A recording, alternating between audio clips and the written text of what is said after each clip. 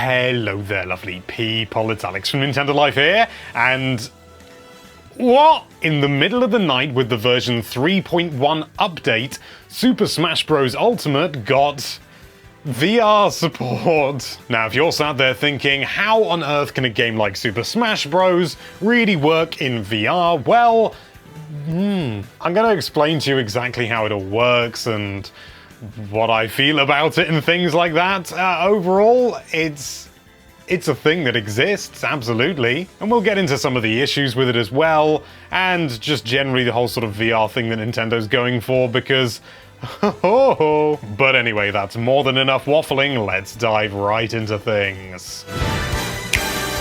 So how does it actually work? Well, as you might expect, it's certainly not going to be first person. That would be at least very interesting. You can now, if you want to, choose to play just standard 4-player or 2-player, sort of, but no more. Can you do more than 4?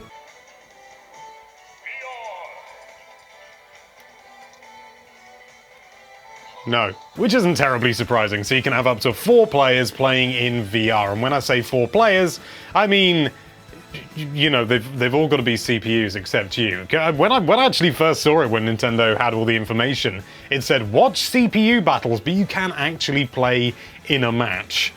But I can't prove that to you because I can't record this thing. Every time I try to put it into the TV and try and trick it into saying, oh, you're playing in VR, but oh, let's output to the TV, it just wasn't having any of it. And as a result, it meant that, well, it just kept popping up saying VR mode ended.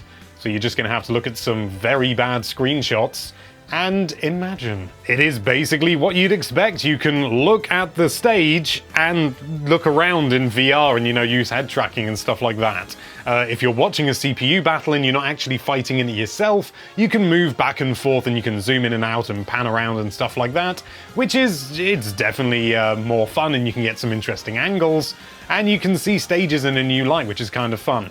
You will get a little bit of motion sickness if you do something like New Donk City, but it's fine, it passes quickly, and that's it. You can actually also change the camera angle when you go into the pause menu when you're actually playing in the game, but then it's still fixed from that point. You can still look around, but say you're looking at just one end of the stage really zoomed in, you're stuck with that until you go into the pause menu again.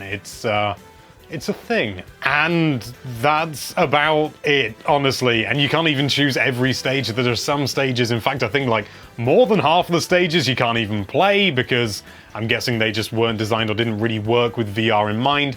Or maybe, it didn't function properly because it's got all the extra computational gubbins going on with all the head tracking, I don't know. But what I've just said, basically, that is it. That is the full VR experience with Smash. And you might be thinking, well, that's a bit weak sauce, why can't you do more? And, well, yeah, but I mean, what more could you do? Is anyone going to play online with that? The answer is they shouldn't. It is inherently a novelty, and it's not one with any real sort of lasting appeal in the slightest, to be honest. It's just, you can watch a couple of CPU battles in VR and ooh. Actually, I didn't even check what the 3D's like. What's the 3D like? The 3D kind of works. It's kind of difficult to... Yeah, no, the 3D works okay.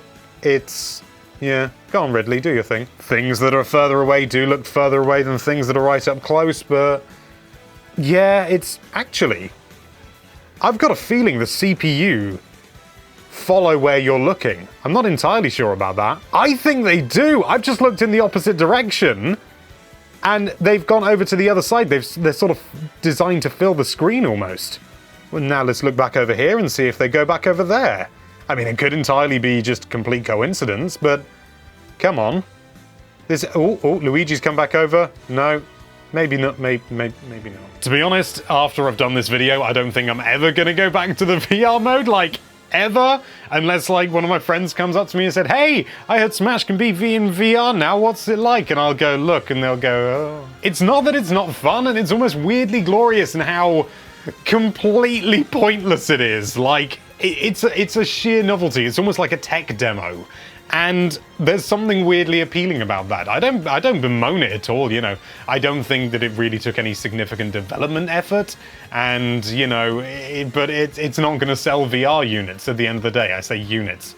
VR bits a card. And even though it is, for all intents and purposes, entirely pointless, I kind of like it in a weird way. It's totally pointless, but if anything, that makes me love it a little bit more. There's really nothing else to say about it, but I mean, if you want to check it out for yourself, then you're gonna need your own Switch, or maybe some, Digital Foundry can capture handheld gameplay, so maybe they'll have something, I don't know. But I'd say your best bet is to just try it out yourself and see what you think.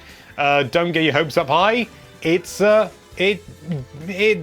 exists. Thank you so much for watching. If you like this video, then why don't you come to the realization of just how unnecessary that subscribe button is, and then realize you're wrong, and be sure to check out NintendoLife.com for all sorts of lovely Nintendo-related content.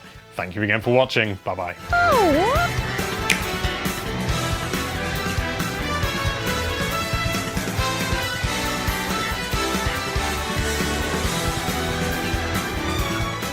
It's got all the extra computational gubbins going on with all the head tracking, I don't know.